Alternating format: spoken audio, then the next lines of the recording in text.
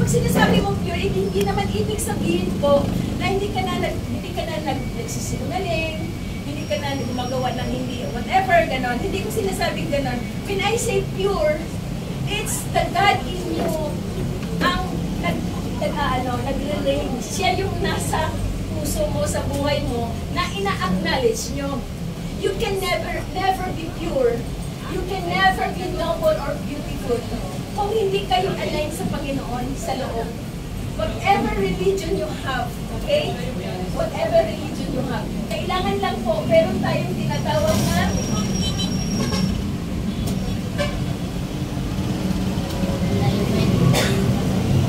alignment.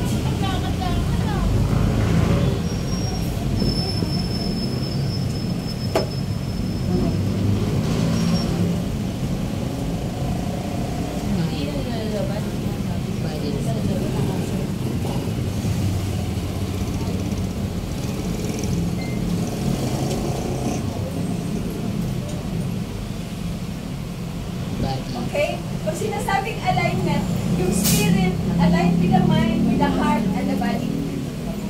Okay? Sinasabi mo aligned with the spirit.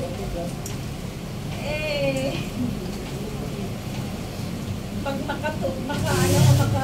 anong tawag na? Nakatungga. Nakainom ng alcohol. Okay yung alcohol ha sa body, pero yung shot lang, hindi yung by glasses, by the bottle.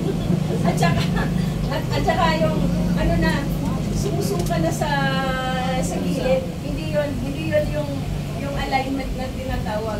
Pag sinasabing alignment body, ibig sabihin, meron kang effort talaga, awareness, to take good care of your body.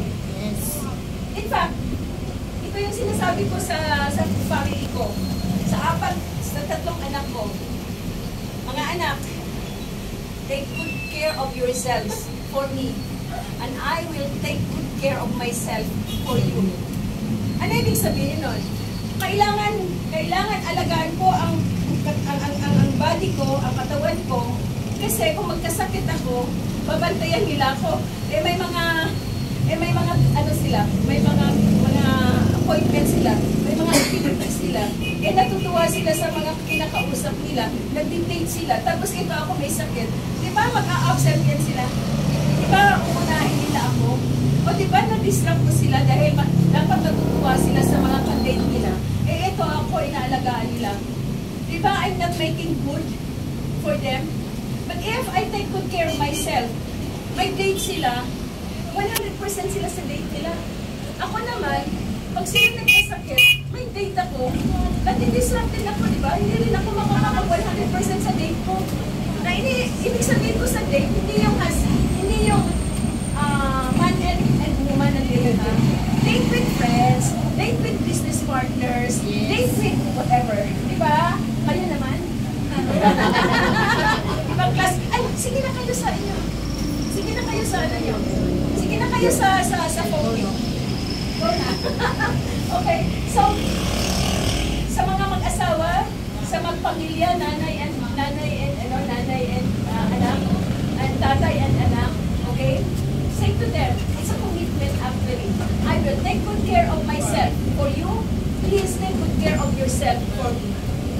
Ganun yan. My husband passed away 8 years ago. Moment niya na yun. Kahit anong gagawin namin, yun na yun talaga. And it took him, ang preparation niya is 5 years. Bago siya nag-pass away, alam niya na he's going to pass this life 5 years before. Okay? Kaya sinasabi niyo, death is like a thief in the night. No. Hindi po ganyan ang death. You will know it. Pag aligned kayo, you will know when are you going to live on this planet. Even me, alam ko na yung husband ko, may moment niya na. Okay? Alam ko na moment niya na. Kasi, every time may ginagawa siya, sinasabi ko sa kanya yan, ano yan? Sinasabi niya, tinatanong ko siya, ano yan? Tapos smile yan siya. Nag-prepare ka, ano? So, ibig sabihin nag-prepare siya sa passing niya. May piniprepare siya. Sabi ko, loko-loko ka. hindi pa, gaganon ako sa kanya. Pero alam ko, in my heart, alam ko, may times na, sa 5 years, may times na natutulog kami dalawa, magkakatabi. Gigising ako 12 midnight. Okay? Tapos, makikita ko yung yung white na image. Tapos mukha niya, andyan, sa paanan namin, okay? Tapos sa ganyan ako, bakit nandyan siya nilito? Tapos gaganon ako sa niya, feel ko yung heartbeat niya. Hi! Sabi ko, Lord, ano yan? So, sabi ko, wag muna, please. Gaganon ako, wag muna, please. Wag muna, hindi ako ready. Ganon ako. Nakapera ko 5 years. Yung time na talaga na, time na niya, nag-emergency kami 4 hours sa hospital. Nakikita ako, sabi ko, yun na yun yung puso ko. May peace siya. Hindi ako nag-uumiyak dahil yung mawawala siya. Nag-uumiyak ako dahil mamimiss ko siya. Alam mo, ginawa ko? Hinawakan ko yung dalawang, yung talampakan. Hinawakan ko ganyan. Wala nagturo sa akin. Basta lang ginawa ko kung anong dapat gawin. Ginanya ko, sabi ko, Lord, this is this moment ko. Wala akong hindi na ako maging selfish. Let go ko na, what is best for him, gawin mo na.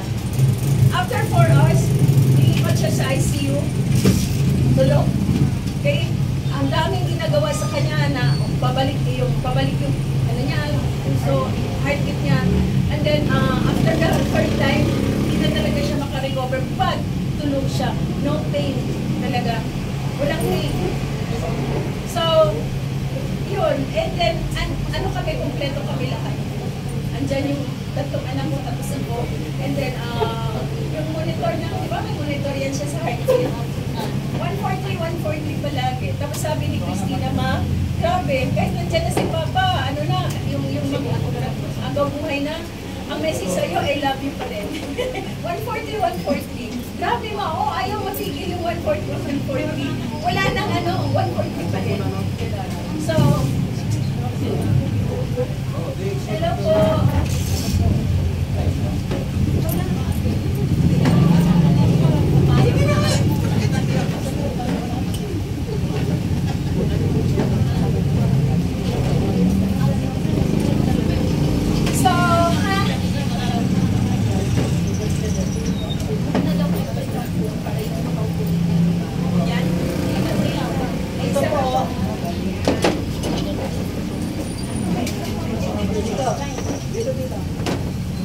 May isa pa po dito.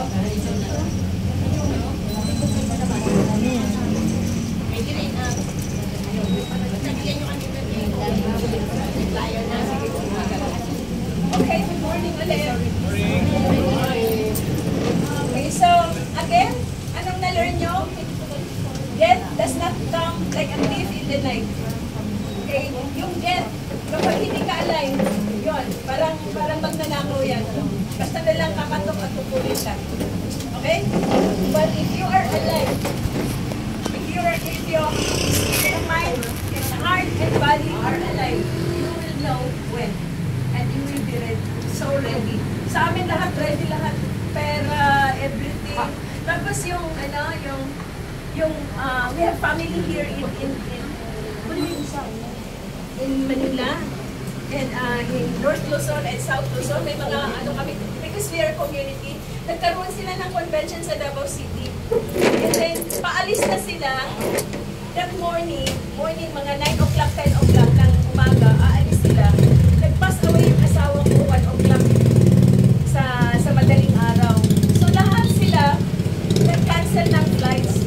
So, hindi na sila umuwi, and then they stayed until na-cremate namin yung husband ko. And then, it's a reunion. Grabe! Hindi na sila umuwi muna. Nag-extend lang sila. And that was a grand reunion. Okay? So, ang timing, grabe. What else? Si DXN naman, one thing that I like DXN, bakit ko siya nagustuhan? Kasi, yung mantra niya, health, wealth, and happiness. make the poor become, make the sick become healthy, the healthy becomes happy, and when you are happy, you are rich, right? So health, wealth, and happiness. Yun yung ano ko, wow, ganda nito, yung overall whatever.